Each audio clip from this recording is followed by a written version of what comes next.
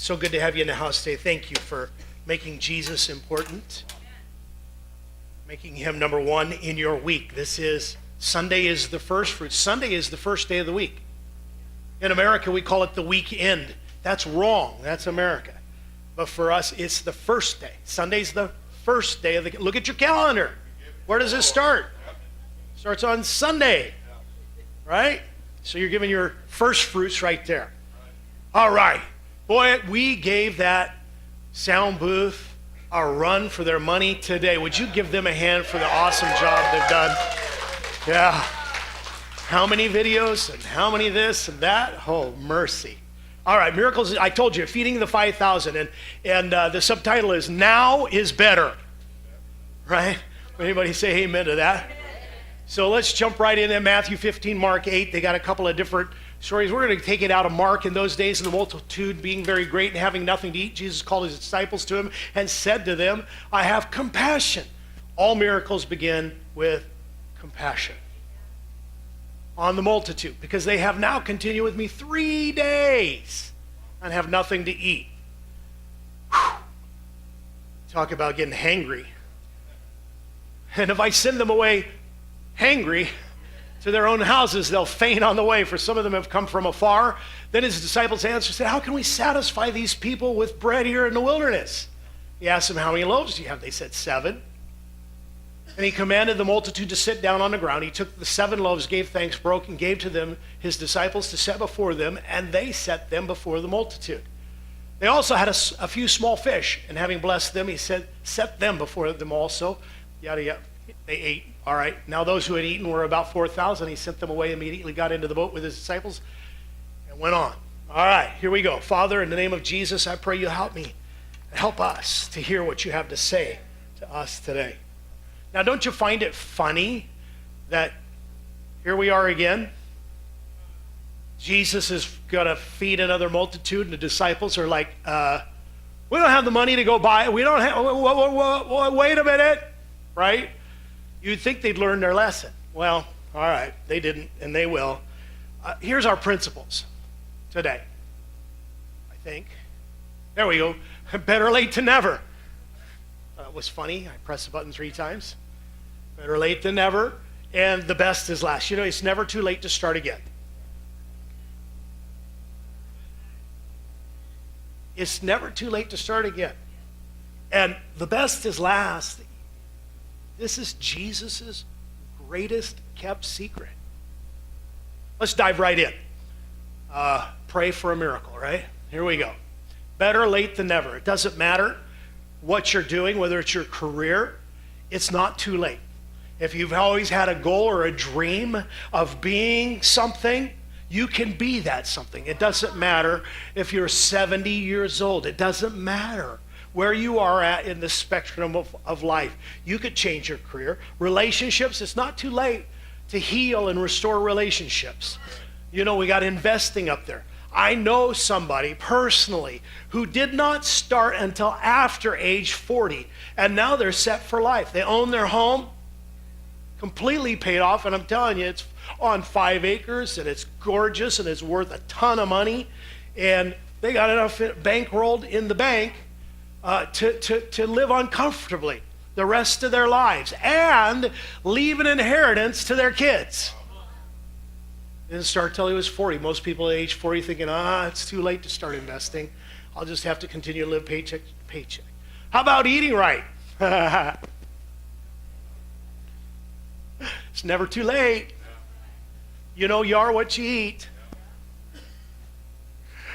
Hippocrates, the father of medicine, said this: let your food be your medicine, and your medicine be your food. That's where medicine started. Think about that. See, that's where, you are what you eat. How about stop smoking? No condemnation. Smoking's not going to send you to hell. It'll just make you smell like you've been there.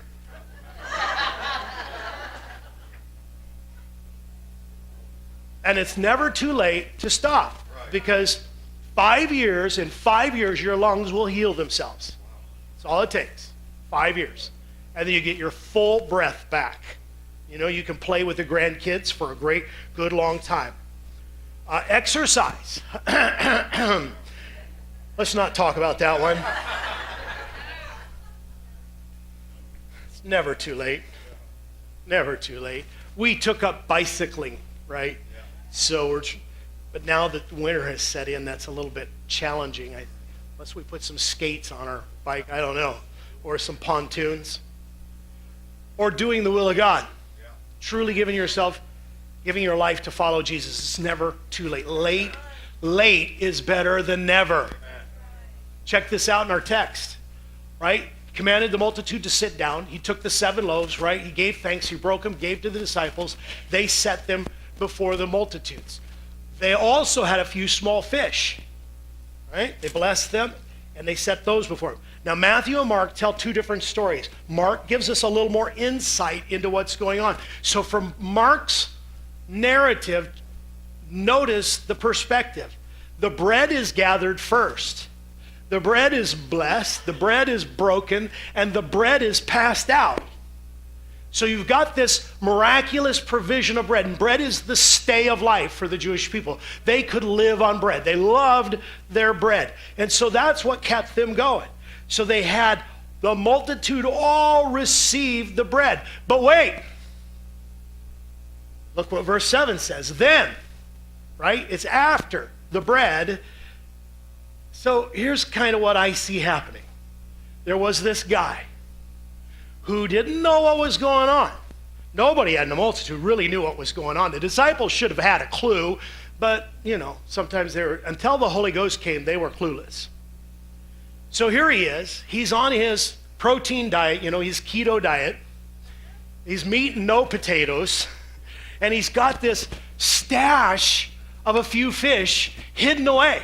It's been 3 days. He's been out there with people for 3 days, and they're not eating. And he's got this secret stash, right? He's eating on that.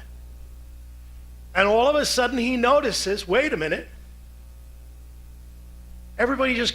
Those that had 7 loaves were just given up. Everything that was there amongst this multitude was given to the Lord. 7 loaves is not enough to feed a multitude. And so he's like, what's going on here? Why are we sitting down? What? I'm sure glad I got my fish.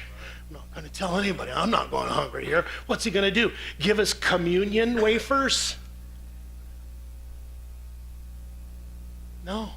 Then he sees something amazing take place. He sees Jesus blessing and breaking. The disciples begin to disperse. And the farther they go, the more bread there is. Until they all ate. They were all full. They all ate until they were filled. Think about that. And so this guy's like, oh, wow. Steps up and says, hey, I got a few little fish here. So then he offers this fish because he's seen the miracle. So he offers this fish up. And the same thing takes place. And all of a sudden, the entire multitude gets their tuna sandwich. Actually, it was probably tilapia or sardines. Who knows? But it's a Jewish version of fish and chips. But the point is, this guy illustrates to us, he shows us that better late than never. He was holding on to his little bit. But then he realized when he saw what was going on, it's like, oh. And he got in on the miracle. So there were 2 miracles of provision here. They happened separately. Now in the last one, they kind of happened together. This one, they were separate. Better late than never. Especially when it comes to doing the will of God. There were 2 sons in the Bible, right? You know this story? Father says, hey, go out and work in the vineyard. And the first one said, no. And the second one said, okay, I'm going. He didn't go. And afterwards, later on, the first son regretted how he treated his father and went out. The Bible says he's the one that did the will of God. How about the vineyard workers? Did you know that being late is the same as being on time? Well, not for a leadership meeting. And not for church. I know. You see, because in my book, if you're on time, you're late. But get this, in terms of eternal rewards, in terms of God dealing with us and giving us good things, we see the parable of the vineyard workers here. The guy has a vineyard to harvest. He goes out, he hires those laborers. It's about 6 in the morning, he sends them out. Well, he's walking around, he sees some laborers at 9. He says, what are you doing standing around? Go out. Again at noon, again at 3, again at 5 p.m. He says, what are you doing just standing around? Go work in the field. Now, he had negotiated originally for those who went out at 6 a.m. for a denarius. A denarius was the common wage for a day's work. That's what they would get. So at 5 p.m., these guys went out. They worked till evening, maybe an hour. Right? And you know the story. The man settled up with them, and he gave them all the same thing, a denarius. They all got the same reward. Of course, those that have been there from 6 on were like, oh, they got a little attitude adjustment. But the point here is that the reward is the same. It doesn't matter when you start. What matters is that you start. Kick it in gear. Better late than never. Let me give you another illustration of this principle. One of those super exciting gems. I love this gem in the Bible. This is one of my favorite gems in the Bible, the two thieves. You know, Jesus being crucified, he was put right in the middle of two thieves. And the thieves were, guilty. They were thieves. They were condemned for their crimes. And so the one of them really starts blaspheming, getting in on with the crowd. He's doing crowd speak because the crowd was railing against Jesus. He decided he'd rail against Jesus. And the other one says, hey, knock it off. Don't you realize that we're up here because we're guilty? We deserve our punishment. He's innocent. And then what does he do? He says, Lord, confession of faith, remember me. And Jesus' response, truly, I tell you, today you will be with me in paradise. Better late than never. Even if it's the last moment of your life, it's never too late. The other guys spent their life doing things contrary to the will of God. It doesn't matter your age or your circumstances. It doesn't matter what you've done. Let go of it. Cut it off. Get rid of it. They were thieves right up to the moment that they went on the cross. He still went to heaven. Just because he said, Lord, remember me. He cried out with a pure heart. You see, you can never go too far from God. You can never escape the love of God. Every day is the right day to hit the reset and start afresh. We know this because in Corinthians, Paul told them this, that in an acceptable time I have heard you. This is God speaking prophetically to his people, saying, in that accepted time I heard you. In the day of salvation I've helped you. Well, when is that? Open your eyes. Now. Today is the accepted time. Now is the day of salvation. Today you can be accepted. Today you can be saved from whatever. Torment, torture, the past. I don't know why you would carry the past around. If you're a new man, why would you drag a dead man? They stink.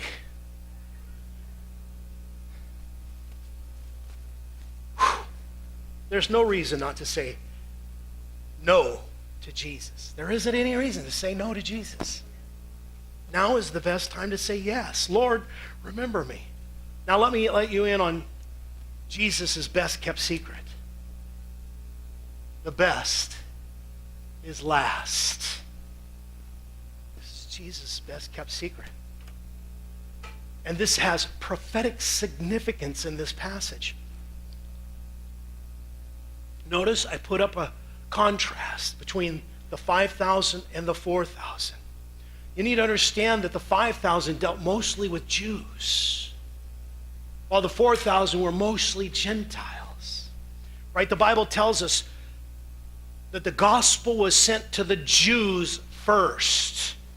Jesus, in fact, said, just go to the lost sheep of the house of Israel. That's all his disciples were allowed to do, was go to the Jews. It wasn't until later, Peter and Paul, then they were permitted, after the Jews rejected the gospel, then they were allowed to go to the Gentiles. But first the Jews, and then the Gentiles. Now I'm building a case here. Hang on, just hold on. Because now we go back and look, it was near Bethsaida. The miracle of 5,000 was about touching one city. And you know, the next one, the 4,000, was in the Decapolis. You know why they called it the Decapolis? Because there were 10 cities and they couldn't name them all. So they just called it the Decapolis. So the Jews got touched in one city. The Gentiles are touched in 10 cities. Are you getting a glimpse of the goodness of God? There's a better portion. There's a greater portion for us. Just saying, not trying to drive any wedges or mess up anybody's theology, but he touched 10 cities. 5 loaves, 2 fish, 7 loaves, a few fish. What is that? That's more than 2, maybe less than 6, because if you have more than 5, you'd say a half a dozen instead of a few. Baskets. We'll come back to the baskets. The best is last. Right? I'm just going to put these all up there so I go faster. You know, Elijah and Elisha, double portion, water to wine. Come on, you know the miracle of Jesus. In that passage it says, every man at the beginning of the wedding sets out the good wine. And when the guests have well drunk, meaning when they got a little tipsy and they don't care anymore, then the inferior, the cheap stuff, you have kept the good wine until now. The best is last, see? And this one, the fish harvest, I need a whole message on this one. This is about harvest.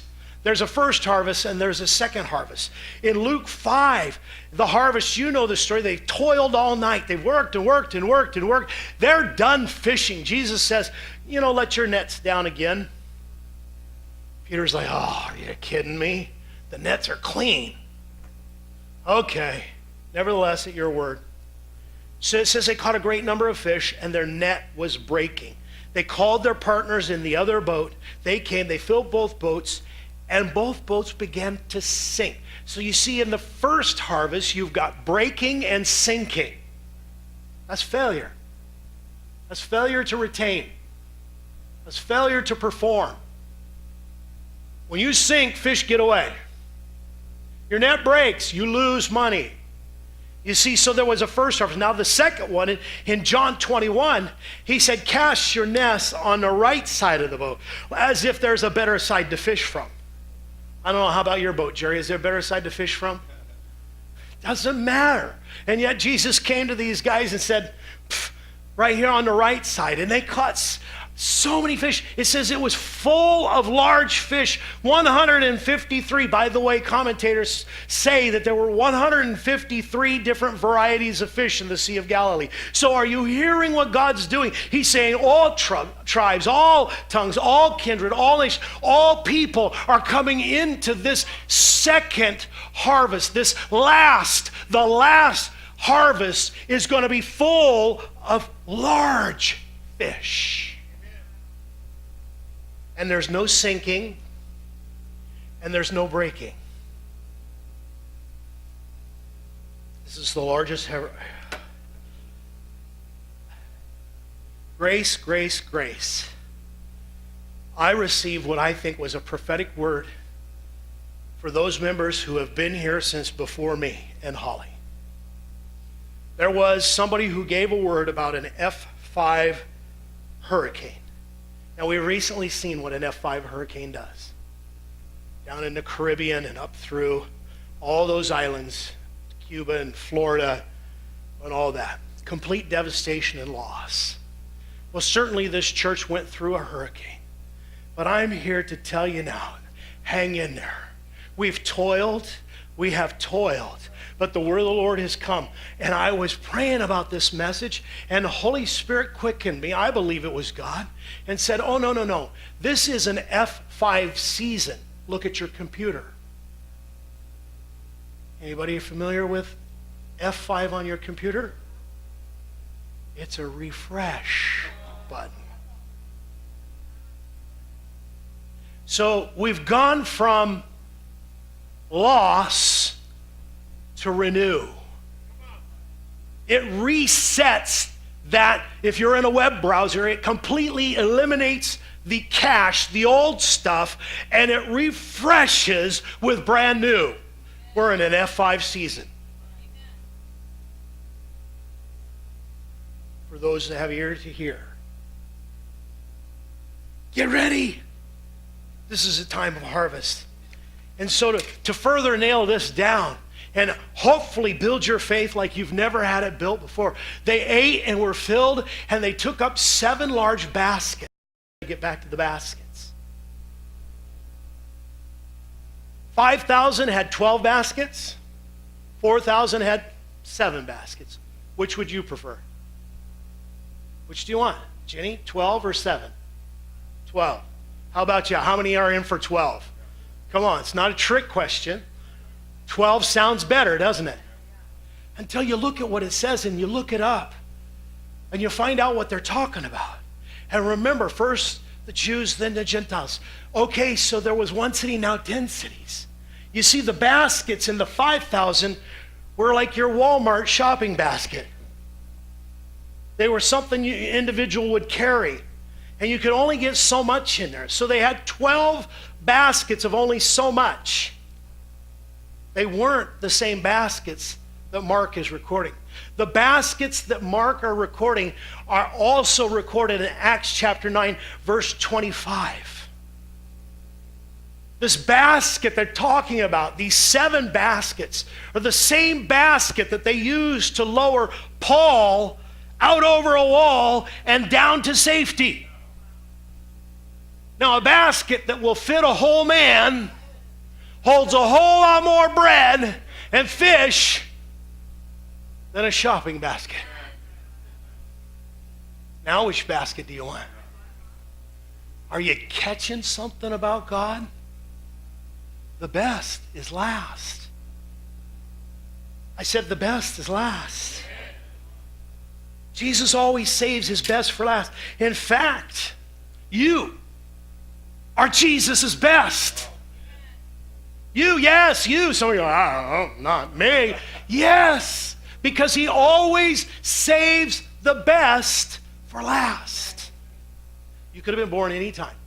You could have been born during the Spanish Inquisitions. You could have been, a Muslim during the Crusades with the Christians wiping them out. You could have been born in the time of the Great Flood, and if you weren't a member of Noah's family, but God knew you, he saw you, he knew what he wanted to do in you and through you. He knew that you were God's best, and he saved you for this day, this time, this season.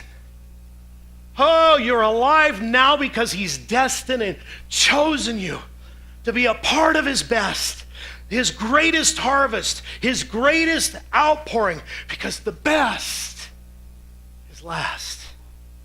And we know this. And we know that God always expands his blessings. Let me give you another one. You're familiar with this. John 14.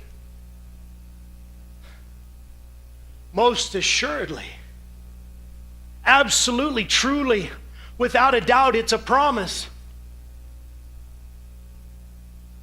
I say to you, he who believes in me, the works that I do, he will do also. Now wait a minute, he didn't say the works that I did. Did you know Jesus is still working on the earth today? Jesus is still doing miracles today. Don't think it was all past tense. No, he's present by the power of His Spirit. He's alive in us, and He wants to release His kingdom, and He wants us to realize that greater works than what He is doing, we will do also. Because He saves the best for last. You see, He wants to blow this world away, knowing, they're looking at you and going,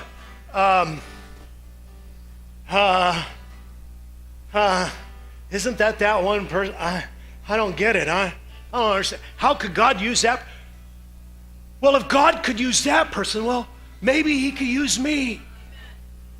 That's exactly what He wants to do. He wants you to know that He wants to use you and blow the world away. Yeah, you're imperfect, but what better way to encourage others into starting late better than never? We simply need to believe that what Jesus has done and is doing for others, He will do for us, and He will do for others through us. We need to believe this because He said it. And if He said it, He's going to stand by His word. None of His word is going to pass away. He always saves the best for last. It's not too late to get in the game. It's not too late. Now is the accepted time. Now is the day of salvation. This is why we need to pass out touch cards. People need to get saved. There's no other name under heaven by which men must be saved. The name of Jesus. And we got to make Him famous. And the way we'll do that is by believing His word and getting out and going and doing. By engaging people, equipping them and empowering them and releasing them. All right, here's your challenge. I told you I was going to go on fast forward. Go all in. Don't hesitate. Get out of the boat. Get out of your comfort zone. It's not too late. Remember, it's better late than never. Grasp this, that you are the best saved for last, and that you have been called at such a time as this.